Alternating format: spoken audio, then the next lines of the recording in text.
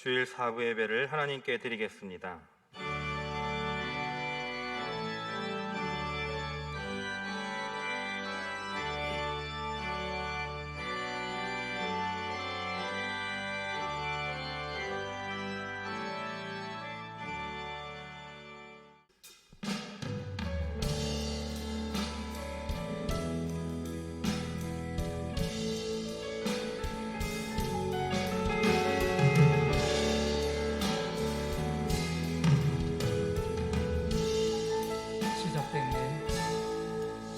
시작됐네.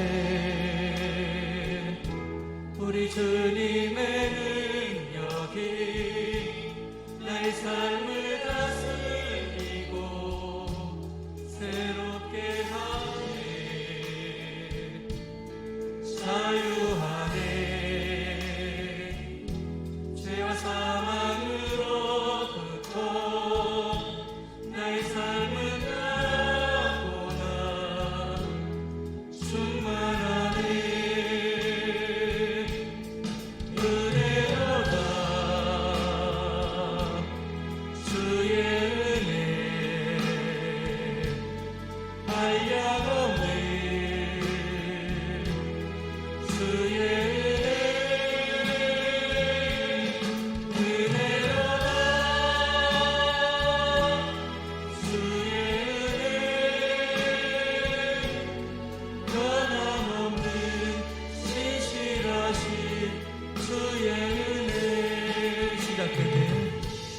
시작된대. 우리 주님의 능력이 나의 삶을 다스리고 새롭게 하네. 자유하네. 죄와 사망으로부터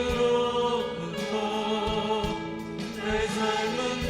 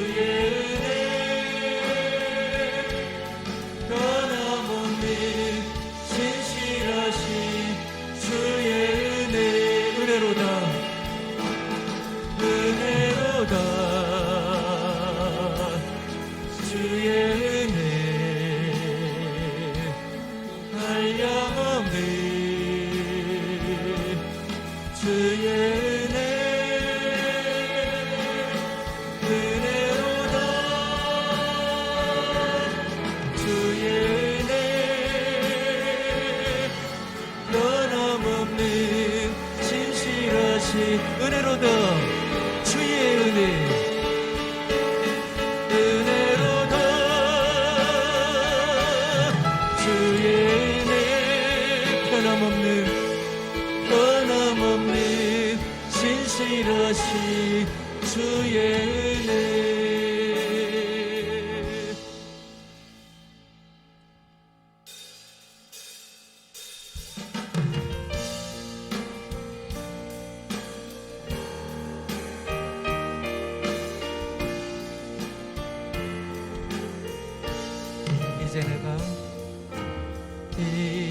이제 내가 살아도 주 위에 살고,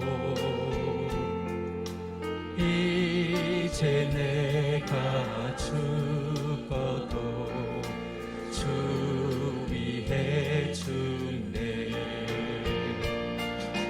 하늘 영광 보여주며 날 오라 하네. 할렐루야 찬송하며 주께 갑니다. 그러므로 나는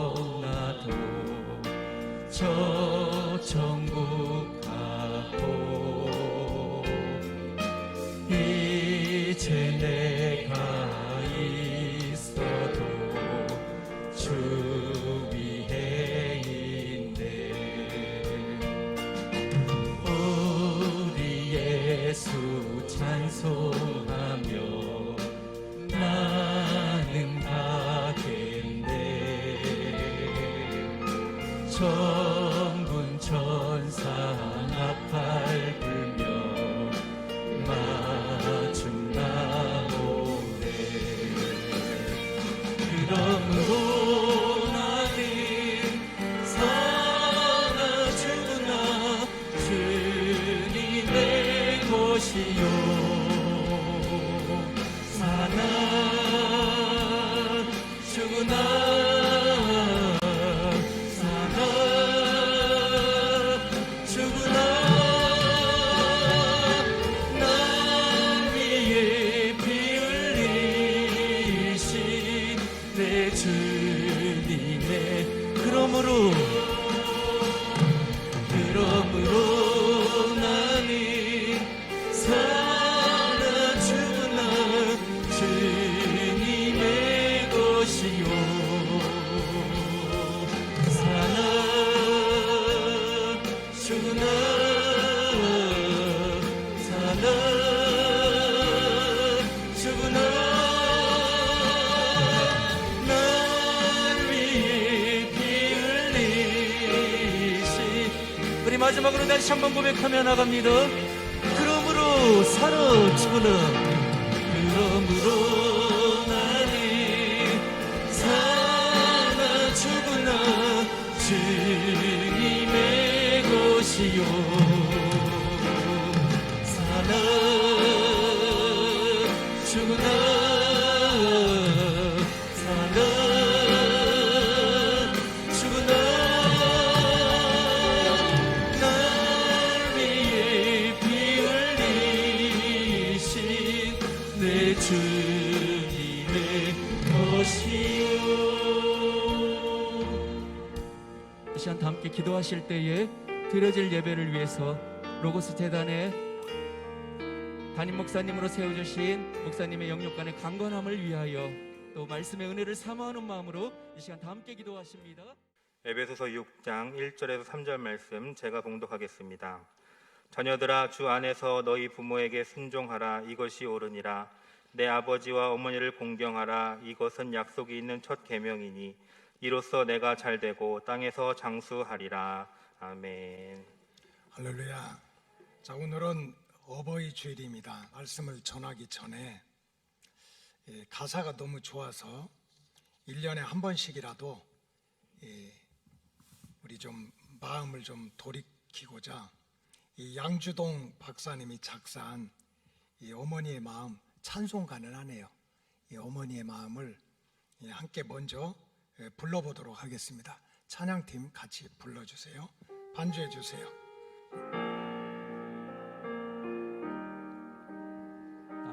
나 실제 괴로움 다 잊으시고 기르실 때 반나스로 애쓰는 마음 진짜리 많은 자리 가라니시려 손발이 바닥도록 고생하시네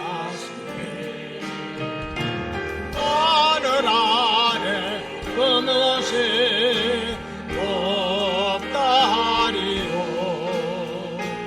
어머님의 희생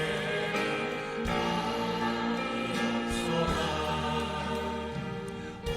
어려손 안고 꼴러주시고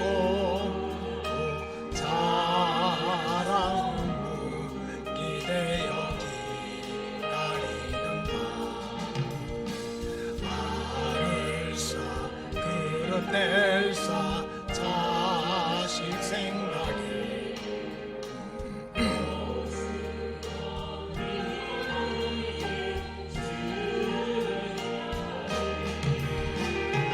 땅 위에 그것이 높다 하리요 어머님의 정성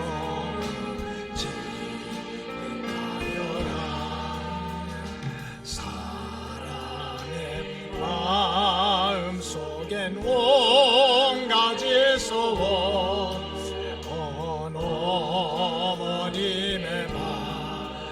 속엔 오직 한 가지 아낌없이 인생을 자식 위하여 쌀과 뼈를 깎아서 바치지는 나는 인간의 그것이 거룩하리요 어머님의 사랑이 그지없소라. 동양 문화권에서는 기독교를 불효의 종교라고 비판하는 때가 많이 있습니다. 그 이유로는 그 유교적인 영향 때문에 그렇습니다. 이 공자로부터 유래된 유교가 이 땅에 심어놓은 사람들의 마음속에 심어놓은 네 가지 정신적인 영향이 있는데, 첫째는 경로사상, 좀 연세 드신 분을 존중해라, 찬물도 순서가 있다, 참 좋은 것입니다. 둘째는 조상 숭배입니다. 이 제사의 전통입니다. 이 조상을 이렇게 신처럼 섬기는 제사 전통이고, 셋째는 권위주의입니다. 사람이 지조가 있어야지 어떻게 바람 부는 대로 흔들리고 물결 치는 대로 휩쓸리냐. 적어도 뼈대가 있는 집안은 소나기가 쏟아져도 갈치자로 엄벙덤벙 뛰지 말고 반듯하게 걸어야 된다. 이런 게 권위주의예요.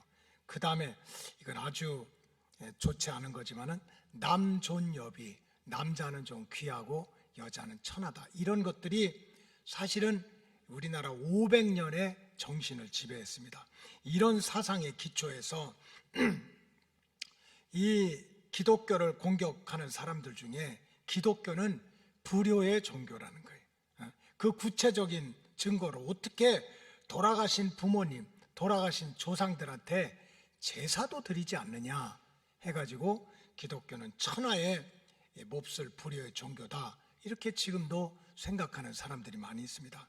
그런데 기독교가 이런 공격을 받으면서도 이 조상 숭배나 조상 제사를 드리면 안 된다, 그렇게 목사님들이 가르치고 또 반대하는 이유가 있습니다. 그 첫째는 이 조상 제사, 돌아가신 그런 부모나 조상을 섬기는 제사는 단순하게 조상이나 부모님의 은혜를 기억하고 또 추모하고 이런 것이 아닙니다. 그 밑바닥 속에는 이 죽은 귀신을 섬기는, 사람이 죽으면 이렇게 떠다니는 또 귀신이 되고 그저 들락날락하는 그렇게 귀신이 될 수 있다고 생각하는데, 이 귀신을 섬기는 우상 숭배와 같은 죄를 범하는 거기 때문에 절대로 조상 숭배나 또 예수 믿는 사람들은 제사를 드리면 안 된다는 겁니다. 왜냐하면 하나님께서 가장 진노하는 죄는 바로 잡신들, 창조주가 하나님이시고 주권자가 하나님이신데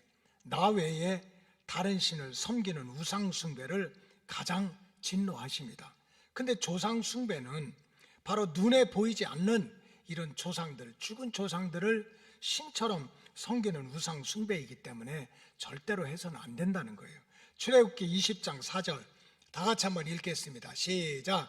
너희를 위하여 새긴 우상을 만들지 말고 또 위로 하늘에 있는 것이나 아래로 땅에 있는 것이나 땅 아래 물속에 있는 것에 어떤 형상도 만들지 말면서, 결국은 형상을 만들어서 눈에 보이는 것 또 보이지 않는 것, 그거를 신처럼 섬기지 말라는 거예요. 5절을 한번 보여주세요. 그것들에 절하지 말며 그것들을 섬기지 말라. 나 대 하나님 여호와는 질투하는 하나님인즉 나를 미워하는 자의 죄를 갚되 아버지로부터 아들에게로 3, 4대까지 이르게 하겠다. 여러분, 지극정성으로 막 제사도 드리고 이러는데 왜 그럽니까? 내가 잘 되고 내 후손들이 잘 되기 위해서 그런 생각을 가지고 이렇게 조상 신을 섬기고 제사를 드리는데, 성경에 보니까 그게 아니야. 그건 자기 생각이지. 그렇게 하나님 외에 눈에 보이는 형상이나 눈에 보이지 않는 귀신을 섬기는 것은 자기뿐만 아니라 자손 대대로 3대 4대로 망하는 길, 저주받는 길을 내가 열어놓게 된다는 거예요.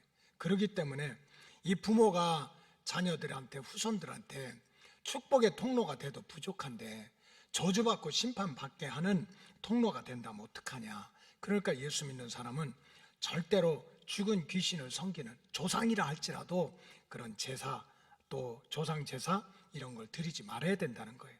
그 다음에 또 우리가 알아야 될 것은 실제적으로 이 조상들을 섬기기 위해서 크든 작든 이렇게 궁궐 같은 무덤을 만들어 놓는다든지, 아니면 조상들을 위해서 날짜를 정해놓고 이 풍성한 제물, 우리 충청도는요 항상 어릴 때부터 홍동백설에, 동쪽에는 좀 빨간 과일, 사과라든지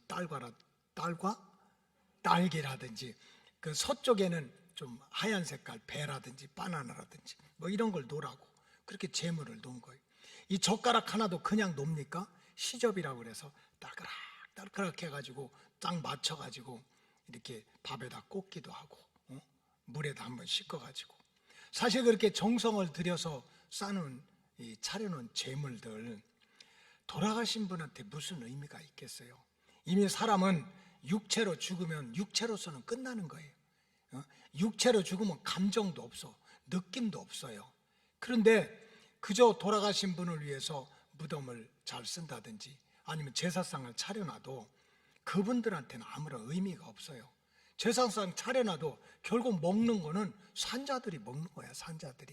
그래서 그게 아까운 것이 아니고, 그것이 죽은 자들에게는 아무 의미가 없고, 도리어 그렇게 우상을 섬기는, 귀신을 섬기는 제사의식은 도리어 하나님 앞에 자손들이 벌을 받는 길이니까 안 된다, 이런 얘기예요. 그래서 우리가 기독교에서는 이렇게 조상을 숭배하고 신처럼 섬기고 제사를 드리고 이런 것은 해서는 안 된다는 거죠.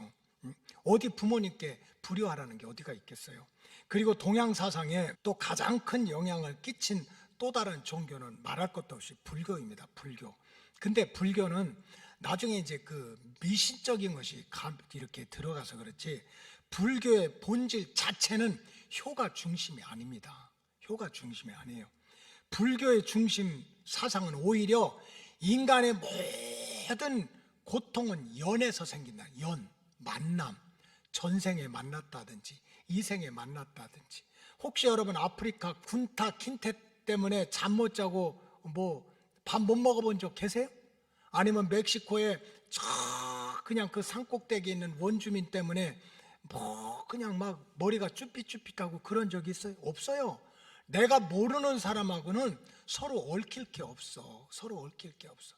알고 보니까 내가 내 자식이, 알고 보니까 평생 검은 머리가 팥뿌리가 되도록 행복하게 살겠다고 연을 맺은 그 인간이 웬수야.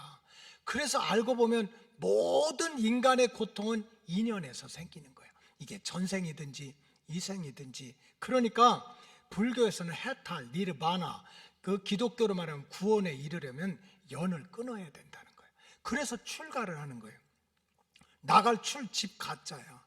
그래서 진짜 깨달음에 이르고 해탈에 이르려면 모든 인연을 끊어야 돼. 무슨 부모, 자식, 형제간 이것 때문에 얽히고 설키는 거니까 그런 인연을 끊는 게 네가 깨닫는 길이야. 네가 해탈을 하는 길이야. 그러니까 무슨 여기서 뭐 부모를 챙기고 이런 거는 없는 거예요. 우리나라에 아주 큰 스님이 계셨어요. 진짜 큰 스님이 계셨는데 이분이 이제 산속에 들어가서 이렇게 암자같이 된 데서 도를 하는지 이제 기도를 드리는 거지. 정성을 드리는 거지. 눈이 오나 비가 오나. 근데 세상에 이 아들을 갖다가 출가시킨 엄마의 마음은 얼마나 괴로워요. 그저 머리 깎고 산속에 들어가서 눈이 오나 비가 오나 뭘 그렇게 깨달으려고 하는지 산속에 있는 아들이 불쌍하니까 찾아가는 거예요. 찾아가. 뭐 음식거리라도 해서 그저 그냥 암자에다 이렇게 갖다 놓고 그 앞에다 갖다 놓고 안 만나주니까. 그 나중에는 하도 엄마가 찾아오니까 이 암자 주변에다가 철조망을 쳤어요. 엄마가 못 오게. 엄마가 못 오게. 그 스님이 누군 줄 아세요? 그냥 집에 가서 생각만 하세요. 아주 큰 스님이야.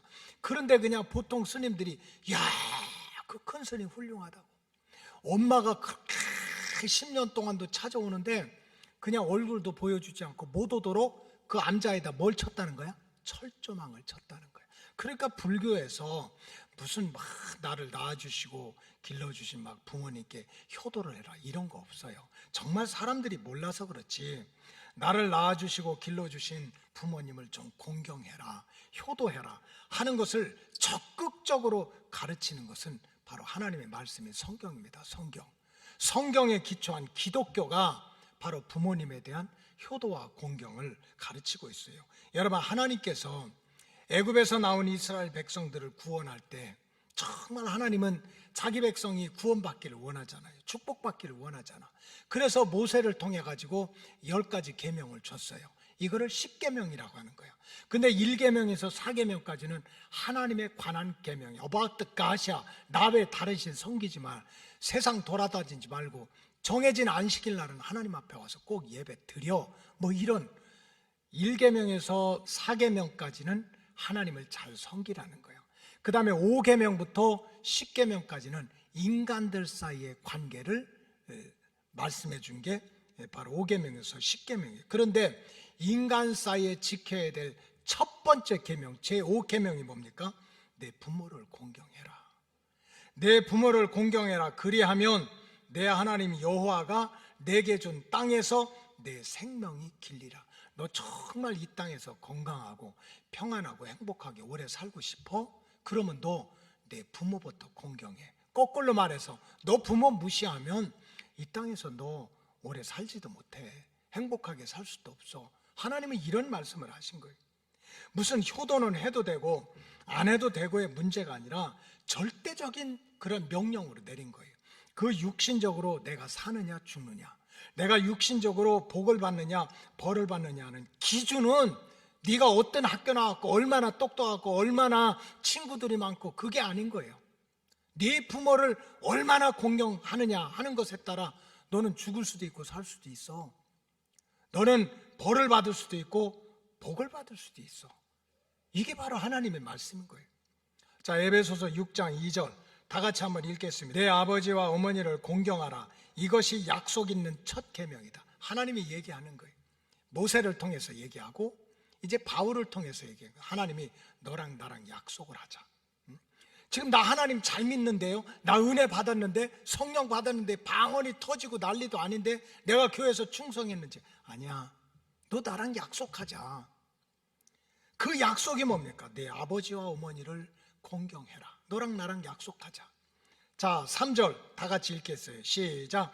이는 내가 잘되고 땅에서 장수하리라. 너랑 나랑 약속하는데 하나님 잘 믿는다고 난리치지 마. 너 내 부모를 공경해. 그러면 내가 약속할게. 내가 잘되고 땅에서 장수하도록 만들어 줄게. 이게 첫 계명이라는 거예요. 첫 계명. 잠언서 23장 22절 다 같이 읽겠습니다. 시작. 너 낳은 아비에게 청종하고 내 늙은 어미를 경히 여기지 말아라. 지금 하나님은, 나는 지금 하나님 믿겠다는데 하나님은 네 육신 부모 잘 모시라는 거예요. 내 낳은 아비에게 청종하고 내 늙은 어미 무시하지 말아라. 엄마가 뭘 안다고 가만히 있어. 그렇게 하지 말라는 거예요. 디모데전서 5장 4절 다 같이 읽겠습니다. 시작. 만일 어떤 과부에게 자녀나 손자들이나 있거든 저희로 먼저 자기 집에서 효를 행하여 부모에게 보답하기를 배우게 하라. 이것이 하나님 앞에서 받으실 만한 것이니라. 이게 무슨 소리냐면, 쉽게 얘기하면 우리 예수 믿는 사람들이 그런 사람들이 너무 많은 거야. 아, 불쌍한 사람 도와줘야지, 과부 도와줘야지, 먹을 것 입을 것 없는 사람들 구제해줘야지. 이거 얼마나 좋은 일이야. 얼마나 좋은 일이야. 그리고 어떤 사람들은 막 교회가 구제해야 되고 사회 봉사해야 되고, 그거 못하는 사람들은 마음에 막 자꾸 눌려. 내가 그저 나 먹고 살기도 힘든데 저 사람은 어떻게 저렇게 훌륭해서 가난한 사람, 과부들, 고아들 막 돌보라고 소리를 치고 그럴까. 기가 죽어. 근데 하나님 뭐라고 그런 줄 아세요? 그렇게 구제하고 봉사하는 것보다 더 중요한 게 있다는 거예요. 너는 집에 가서 내 부모님한테 효도를 하는 거예요. 지금 내가 막 믿음 있고 은혜 받아서 구제도 하고 의도 행하고 어려운 사람 도와주고 막 그거 자랑하고 있지만 하나님은 그래? 너 집에 가서 내 부모부터 공경해. 이게 지금 하나님께서 들려주시는 말씀인 거예요. 절대로 기독교는, 성경은 우리를 낳아주고 길러주신 부모님 무시하고 효도하지 않고 뭐 좋은 일하고 세상에서 좋은 일하고 어려운 사람 도와주고 그런 게 아니에요. 세상에 구제하지 말라는 게 아니에요. 너 먼저 내 부모부터 잘 섬기라는 거야. 그리고 성경에 보면은 믿음 생활 진짜 잘한 사람들은 어떻게 그렇게 참 지극정성으로 그렇게 효성스러운 마음을 가졌는지, 우리가 참 따라갈 수 없는 그러한 효성스러운 마음을 가졌어요. 그러니까 우리가 따라갈 수 없는 그런 복을 다 받은 거예요. 이삭은 자기 아버지 아브라함의 뜻을 받들고 순종을 하는데, 아버지를 섬기는데 자기 목숨까지 내놔. 목숨까지. 창세기 22장 9절 다 같이 읽겠습니다. 시작. 하나님이 그에게 지시하신 곳에 이른지라 이에 아브라함이 그곳에 단을 쌓고 나무를 버려놓고 그 아들 이삭을 결박하여 단 나무 위에 놓고 손을 내밀어 칼을 잡고 그 아들을 잡으려 했다. 여러분, 지금 아브라함은 나이 100살이 훨씬 넘었어. 이삭은 20살이 넘었어. 청년이야, 팔팔해. 근데 막 소나 양을 잡는 것처럼 칼을 가지고 이렇게 잡으려고 하는데, 아버지 왜 이래요? 하고 거두고 도망가는 게 아닌 거예요. 뭐 뜻이 있겠지. 아버지의 무슨 뜻이 있겠지. 세상에 이삭이 그냥 그때 그렇게 흉년이 가득하고 어려운데도 그때 그 해에 농사하여 100배나 결실해서 거부가 되고 그 믿음의 후손이 되고 축복의 통로가 되고 조상이 된 건 알고 보면 그냥 된 게 아닌 거예요. 그 부모님을 존중하고 공경하는데 자기 목숨까지 내놓을 정도로 그런 효성스러운 마음이 있어요. 이건 뭐 목숨은 고사하고 시퍼렇게 부모님 살아계셨는데 그거 다 내놓으라는 자식들 많이 있잖아요. 세상에 아직도 부모님 더 살아야 되는데 이제 사실 만큼 사셨으니까 이거 유산 다 물려달라고 그래가지고 땡깡 놓는 자녀들이 얼마나 많아. 이건 정말 이게 말세인 거예요. 말세. 자, 요셉을 보세요. 요셉은 진짜 성공하게 되니까 첫 번째 생각은 부모님 잘 모셔야 되겠다는 거예요. 세상에 성공하고 높아지고 유명해지고 나서 자기 부모 무시하고 형제들하고 거리 두는 인간들 얼마나 많아요. 자기 품격 깎일까 봐. 자기가 무슨 그렇게 성공하고 높아졌다고 그냥 부모도 멀리하고 오시지 말라고 괜찮다고 이렇게 부모도 멀리하고 이런 자식들이 얼마나 많아요. 근데 요셉은 애굽의 총리 대신까지 돼가지고 그렇게 서로 떨어져 있었지만 정말 부모님이 어느 순간에 흉년을 만나고 기근을 만나고 형제들이 어렵다니까 자기가 무슨 애굽의 총리고 무슨 자기가 무슨 체면 그게 무슨 상관이 있어. 낳아주시고 길러주신 아버님 잘 모시고 그 형제들 잘 모시고 그런 마음, 이렇게 부모를 공경하는 마음을 사실은 가졌기 때문에 요셉은 어디 가든지 형통한 아들이 되도록 하나님이 도와준 거예요.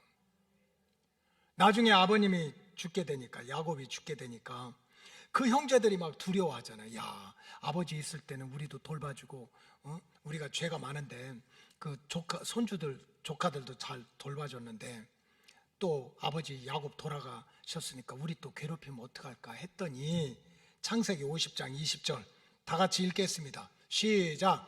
당신들은 나를 해하려 하였으나 하나님은 그것을 선으로 바꾸사 오늘과 같이 많은 백성의 생명을 구원하게 하려 하셨나니 20절인데 그 뒤에 보면 당신들은 두려워하지 말아라.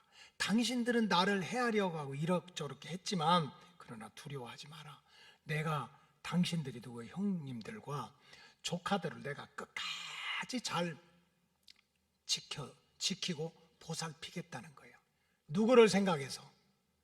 아버지를 생각해서. 살아계셨을 뿐만 아니라 돌아가셨어도 하늘나라에 가서까지 자식 걱정할까봐, 형제 걱정할까봐 그 아버지 평안하게 해드리려고 내가 조카들까지 다 거두겠다는 거예요. 이렇게 부모를 지극정성으로 살아있을 때나 돌아가셨을 때까지 부모를 공경하는 마음을 가졌던 그 요셉을 하나님이 망하게 두질 않았다는 거예요. 여러분 남자들만 그렇습니까? 이방 여인 룻은 얼마나 불쌍한 여인입니까? 그저 남의 나라 남편 만나가지고 젊었을 때 남편 일찍 죽고 혼자 진짜 젊은 과부가 된 거 아니에요?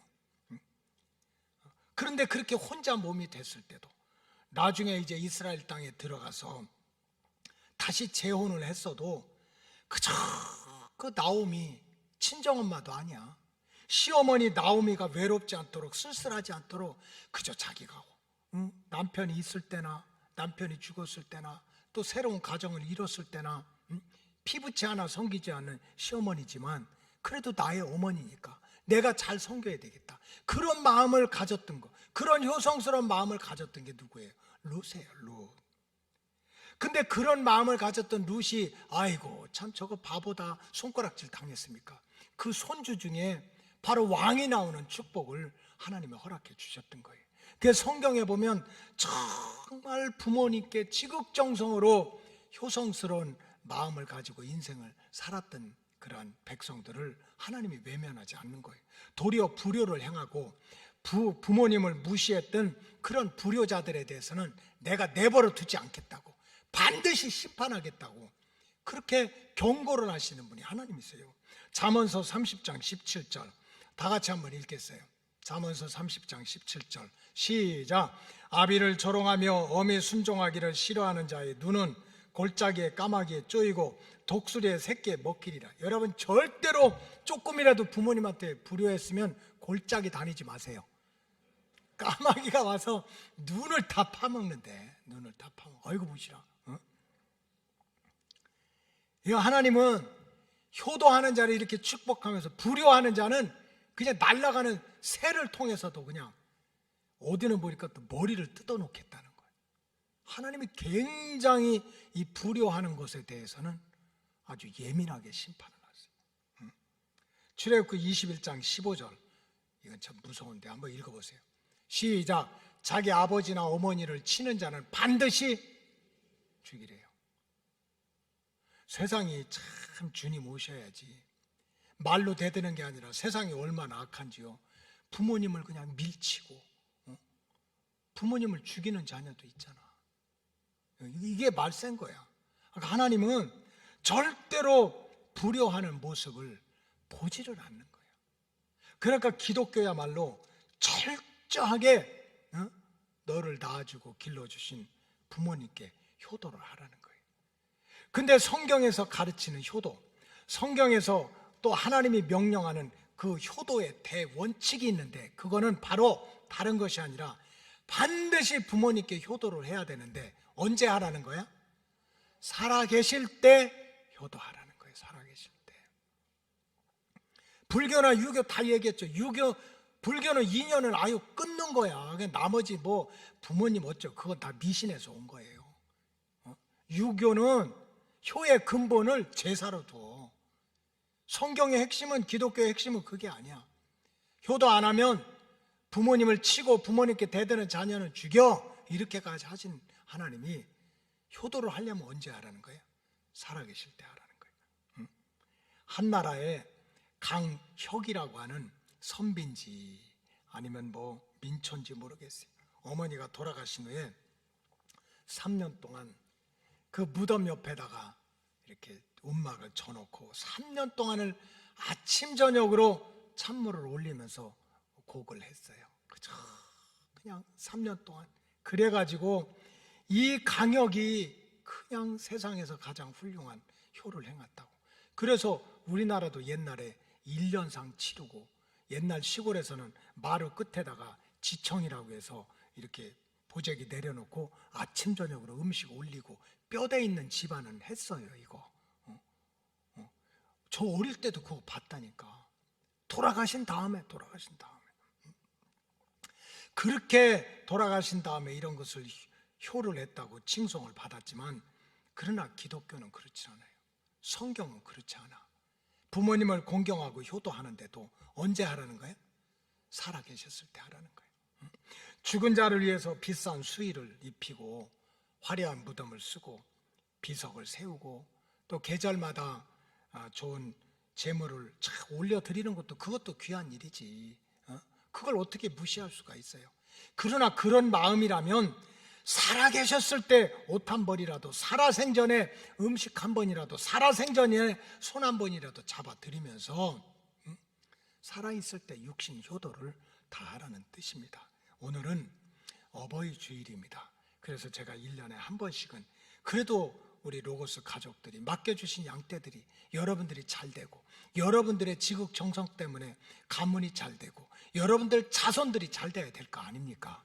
그러기 위해서는 어떻게 해요? 이미 많은 부모님들이 돌아가셨지. 그래도 이 가운데 단 한 심령이라도 내가 모셔야 될 부모님이 있다면 꼭 정말 효도하는 그런 자녀로 바뀌었으면 좋겠어요. 그래서 제가 오늘은 살아계신 부모님께 효도하는 10가지 원칙, 언제 끝나요? 오늘 중으로 끝나요.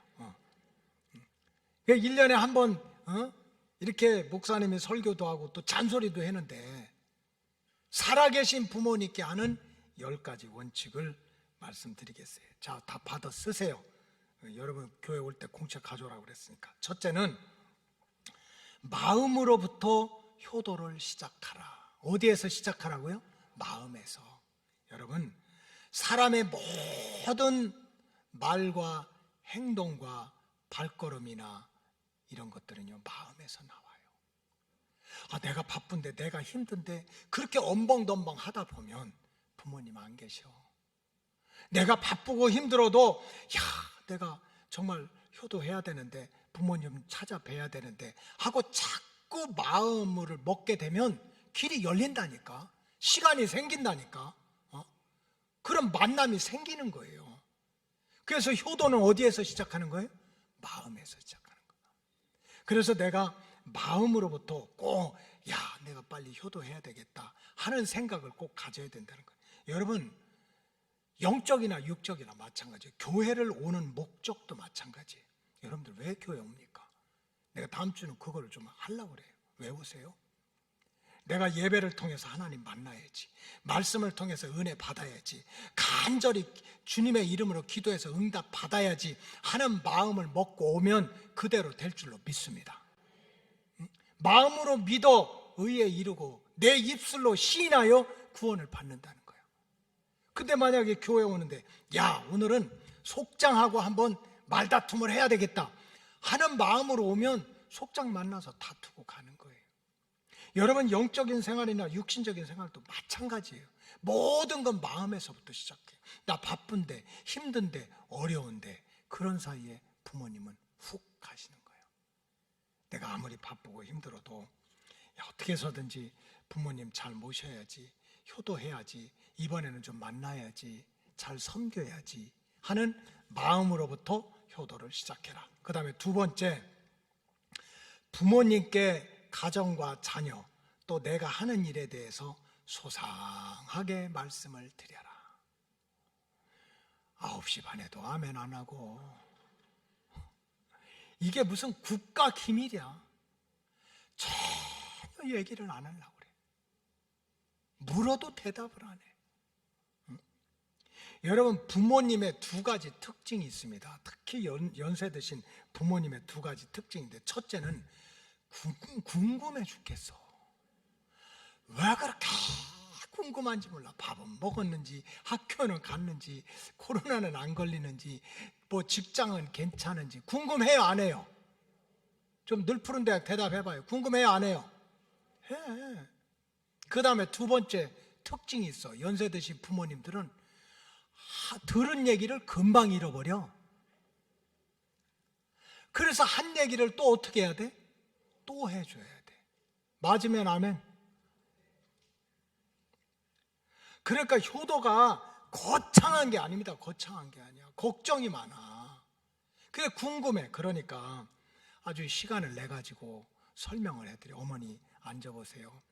이번에 코로나 팬데믹이라고 하는데 파이자가 있고 메데나가 있고, 그 다음에 이것이 화학 성분이 막 이렇게 섞어져 가지고 아버지 어머니 개뿔도 모르는 얘기야.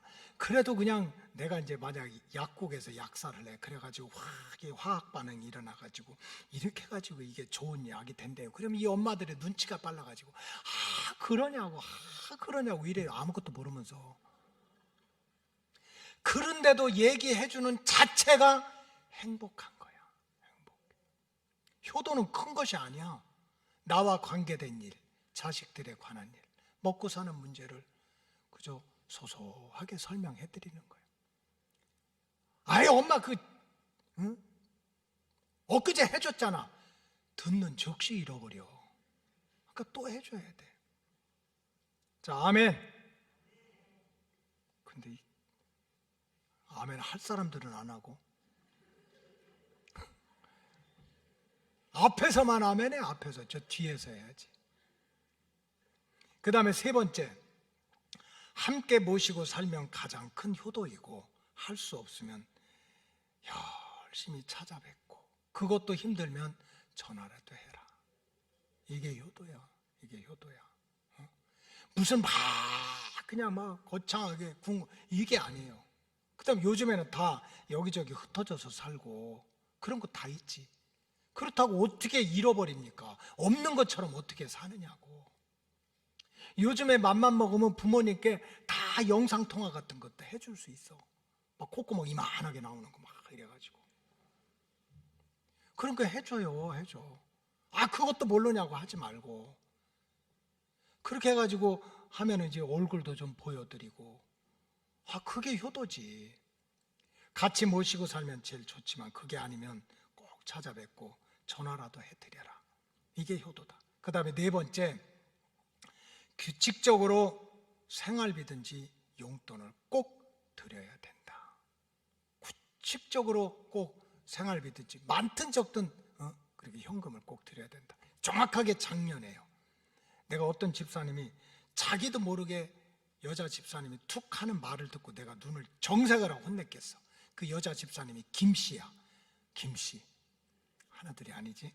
그날 그 엄마는 우리 교회 권사님이야. 근데 어떻게 하다 얘기했다. 목사님, 나는 우리 엄마한테 다 해주는데 우리 엄마가 뭐가 그렇게 돈이 필요하다는지 몰라요? 다 해준대요. 막 냉장고 꽉 채워놓고 옷도 계절마다 해드려. 사실 딸이니까 그렇지. 세상에 다 필요한 거 막 다 해준대. 뭐 반찬에서 다 해준대. 그런데도 엄마가 돈이 필요하대요. 이렇게 얘기해가지고 제가 그냥 박살을 냈어요. 박살. 정신 차리라고. 자, 70세 이상 대답하세요. 여러분 돈 필요해요? 안 해요?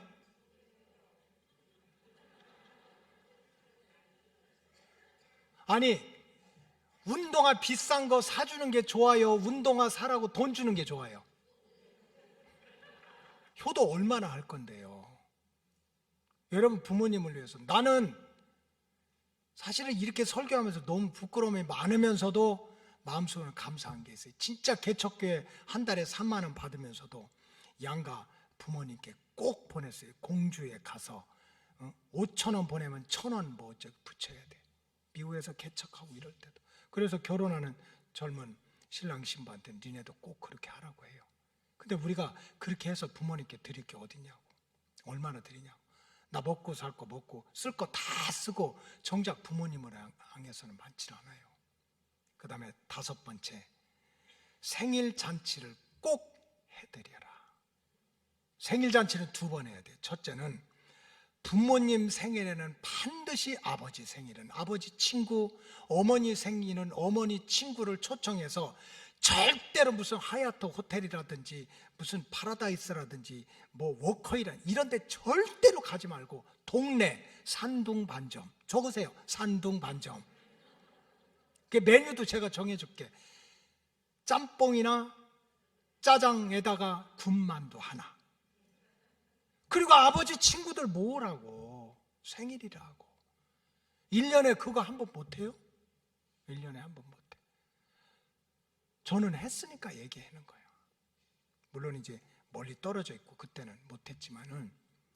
그러면 세상에 아들 잘났다고 성공했다고 뭐 국무총리 됐다고 그렇게 해서 기쁜 게 아니에요. 내 생일이라고 아버지 친구 모여가지고 중국집에서라도 아니면 설렁탕집에서도 모아놓고 아버지 생신인데 이렇게 참 자리를 빛내주셔서 감사하다고 식사 다 사드리고, 조금 여유가 되면 뭐 봉투를 하나씩 드린다든지, 그냥 그 여비, 뭐 동네에서 오니까 멀진 않을 거잖아요. 걸어오는데도 여비가 들 거 아니에요. 운동화도 달고 뭐 이렇게 할 거 아니에요.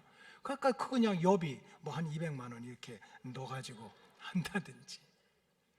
그러면 이 아버지 아니면 엄마 친구 그런 잔치를 해주면 엄마나 아버지 어깨에 뭐가 들어가요? 얼마나 자랑스럽겠냐고. 얼마나 자랑스러워. 무슨 부모님이 엄청난 거 원하는 게, 이거 좀 하라는 거야. 하라는 거야. 그것도 꼭 동네에서 해야 돼. 왜? 그래야지 동네방네 소문이 나는 거예요. 참, 그 아들 며느리 딸 훌륭하다고 세상에 산둥반점에서 이렇게 그냥 군만두 하고 짜장을 시켜주고 이렇게 했다고. 왜 생일잔치가 두 번이야? 하나는 부모님의 생일이고 또 하나는 내 생일이야. 여러분 정신 차리세요. 내 생일날 나 고생 안 했어. 근데 왜 내가 잘 먹어야 돼? 내 생일날 진짜 고생한 분은 엄마야. 죽을 고생했어. 그 다음엔 아버지야. 아무것도 모르고 옆에서 왔다 갔다 하느라고. 그러니까 내 생일날은 반드시 부모님을 초청해서 내가 그냥 단촐하게 가족이 손을 잡고, 어머니 저 낳느라고 참 죽을 고생하셨습니다, 이렇게 하고 효도하라는 거예요. 그래서 1년에 생일은 몇 번 하는 거예요? 2번 하는 거예요. 2번 하는 거야. 그 다음에 6번째, 자녀들의 행사에 부모님을 꼭 참석시키라. 사랑은 내리사랑이야. 지금 부모님들, 여러분들도 마찬가지. 여러분들이 아버지 어머니, 살아계신 아버지 어머니, 또 돌아가신 아버지 어머니보다 더 눈에 밟히는 게 누구예요? 손주들이야. 그래서 우리 교회 장로님들도 아주 손주 있는 분들은 아이고 참 웃겨. 그저 말만 하면 손주들, 목사님 이거 보세요. 그거 내가 왜 봐야 돼? 사진도 보여주고 손주가 이쁘다고 그러고.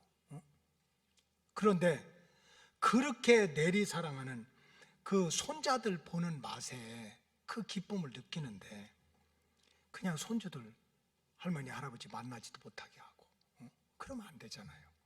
조그만 이벤트가 있으면, 요즘에 그런 거 하나? 운동회라도 하나? 소풍이라도 가나? 뭐 애들 기절하겠지.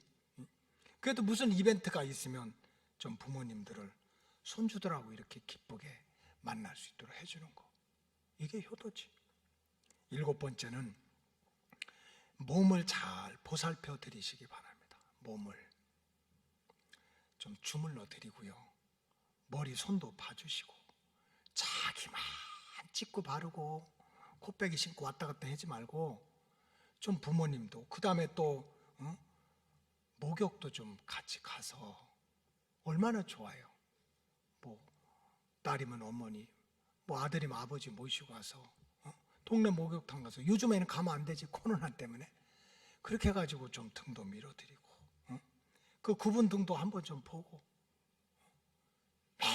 맨날 멋부리느라고 내 안경 10개 가지고 주물럭거리지 말고 그 부모님 돋보기라도 좀 잘 쓸 수 있게 맞춰드리고, 보약도 줘드리고, 눈에 보이는 겉옷만 이렇게 챙겨드리지 말고 속옷, 그냥 속옷은 계신지 가서 한번 이렇게 좀 보고, 그리고 사드려.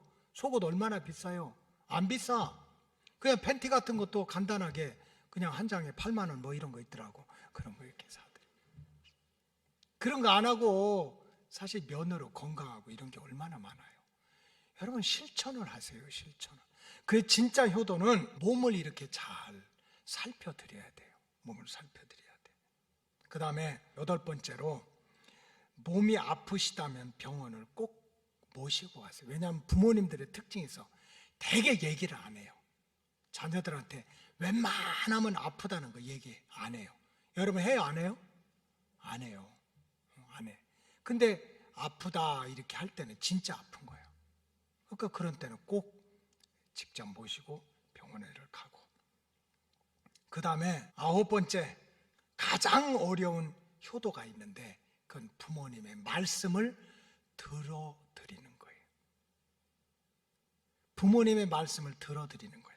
정말 이 말씀을 들으면 지구의 종말이 올 것 같아. 이 말씀을 들으면 완전히 내 삶 망할 것 같아. 우리 가정 풍비박산 될 것 같아. 그렇게 큰 말씀을, 위험한 말씀을 들으라는 게 아니에요.